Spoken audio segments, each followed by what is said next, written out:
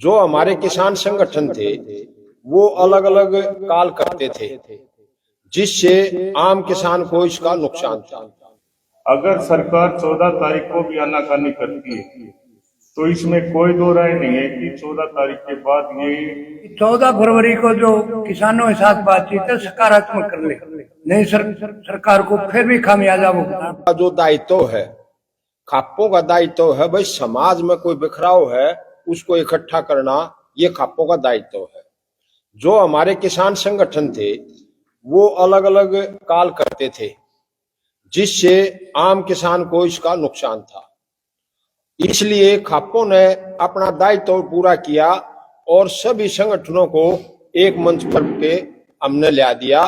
तो 29 तारीख को हमने बांस अनाज मंडी में जो पंचायत की थी सरो खाप, उसमें हमने जो काल दी, उसने किसानों ने उस काल को बहुत बड़ी अहमियत दी है। किसान संगठनों ने, मैं 11 सदस्यीय कमेटी की तरफ से उस सभी किसान यूनियनों का हार्दिक धन्यवाद करता हूं कि भाई उन्हें खापों की जो कॉल थी उसको पूरी अहमियत देकर उन्होंने एक संगठन एकजुट होकर के कॉल दी है।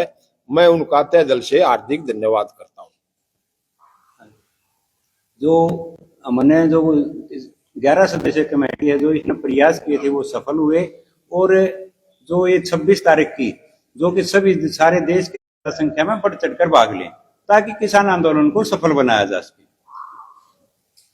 जो हमारा पूर्ण जो है ये विश्वास है कि सरकार जो है डल्लेवाल साहब की जायज मांगों को मानने की और उनके साथ जो है सार्थक बातें करेंगी और डल्लेवाल साहब को जो आमरण अनशन से उठाने की कोशिश की जाएगी। अगर सरकार 14 तारीख को भी आनाकानी करती है तो इसमें कोई दो राय नहीं है कि 14 तारीख के बाद ये आंदोलन एक इतना बड़ा रूप धारण कर सकता है जिसका खामियाजा जो है पूरे देश और प्रदेश को भुगतना पड़ सकता है। ये जो देखिए, हम सरकार से विशेष अनुरोध करते हैं कि 14 फरवरी को जो किसानों के साथ बातचीत है सकारात्मक कर ले, नहीं सरकार को फिर भी खामियाजा भुगतना पड़ेगा। हम पुनः अनुरोध करते हैं कि वो सकारात्मक बात करें। साथ में अपना परिचय दे देंगे। रामपुर राठी, मैम 24 खाप, जनरल सेक्रेटरी, 11 सदस्यीय कमेटी का मेंबर।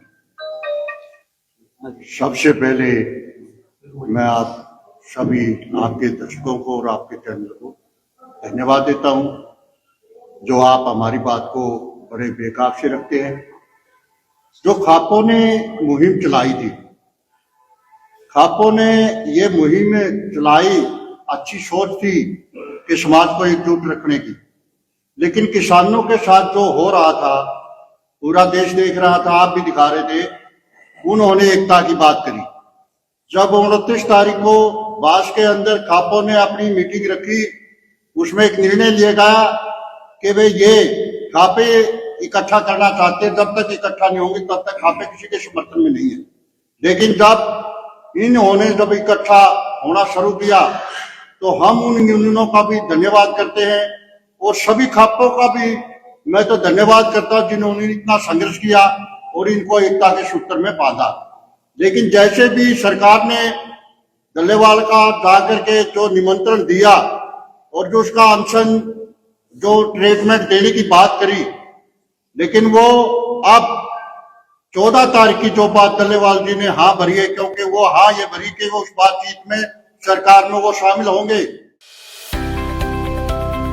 अब किसी भी प्रकार के दर्द से क्यों होना परेशान, जब ऑर्थो चार्ज कैप्सूल हो आपके पास।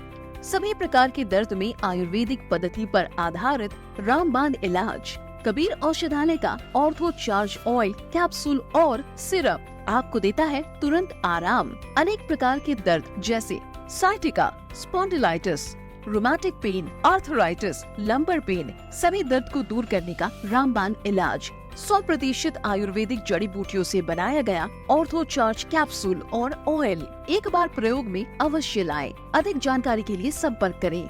एड्रेस: कबीर औषधालय, सेक्टर 14, सोनीपत, दिल्ली, NCR।